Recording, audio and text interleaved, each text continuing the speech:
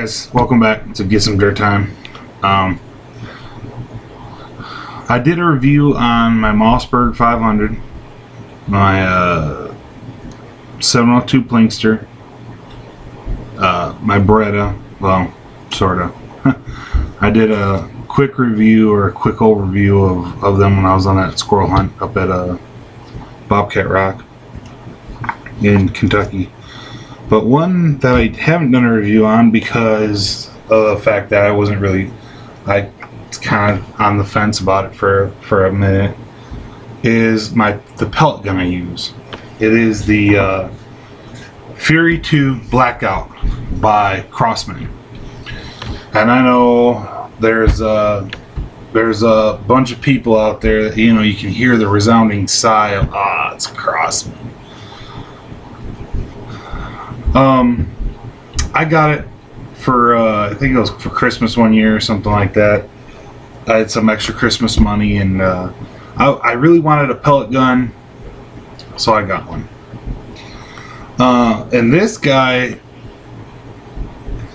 it's been a really good pellet gun. I think I've probably taken about 6 or 7 squirrels with it. More like 3. It's not for lack of trying, though. I was having a problem with it staying accurate, and I couldn't figure out why. You know, I tried everything. I tried putting it at rest.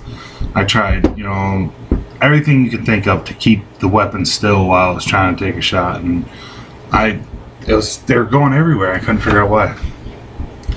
Turns out, in the move, or at some point in time in the history of owning this, the scope mount lugs were loose. So, and I mean, it wiggled all over the place, and I just never noticed it until today, and I fixed it, and now it's a pretty decent, I can keep a pretty decent group with it. I didn't think to bring the target I used back with me so I could show you the grouping, but I've got it was about the size of a quarter, 3-shot size of a quarter at about probably 25 yards. And I know a lot of people are like, well, you should be able to put them right on top of each other at this. Yeah, most people probably can. I'm not a very steady shot, you know, so 3 inside of a quarter, you know, if you put the center of the quarter at the center of the target, 3 inside the quarter. I'll take it. That's the size of a squirrel's head any day of the week, so I'll take it, and I'll take it twice on Saturday. But what I wanted to talk about is okay, I know there are better pellet guns out there, so don't even bother telling me that. But I also know there are worse pellet guns out there. This, you can find it, pick one of these up for right around $100. I think I paid $98.99 for it or something like that on Walmart.com, just because they didn't have the one that they did have. The scope was busted, so I was like, well, I'll just order one. So I got it. It's a breech. You know, you break down the barrel, you load it back in here. I use the Crossman Destroyer EX. Sorry, Corey, I had to. They're super cheap. Come in a tin, which anybody who knows me knows I love tins. I mean, I buy Altoids every time they are on sale for the pure reason that they come in a tin. And I love that tin, and I just dump the mints out, or give them to my friends if they like those. So, but what I want to talk about mainly is when you get this fresh out of the box, the trigger is super tight and super long. I mean, it is like, I don't have a single firearm with a trigger that's as tight as this. I've never even played, not even a toy gun. So I thought that was just a trigger and I was going to have to deal with it.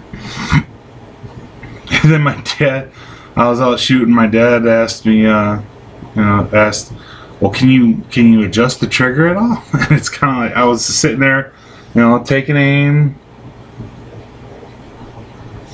I don't know. And sure enough, on the underneath side, you see a little hole right here. This little hole right here. And what'll actually happen is you put a Phillips head screwdriver up there and you loosen, there's a little set screw back up in here. I would show you closer, but it's not gonna happen. And I backed that way off. Now it's got a super easy pull. I mean, I think I could even go lighter on it, but I really like where the trigger's at now.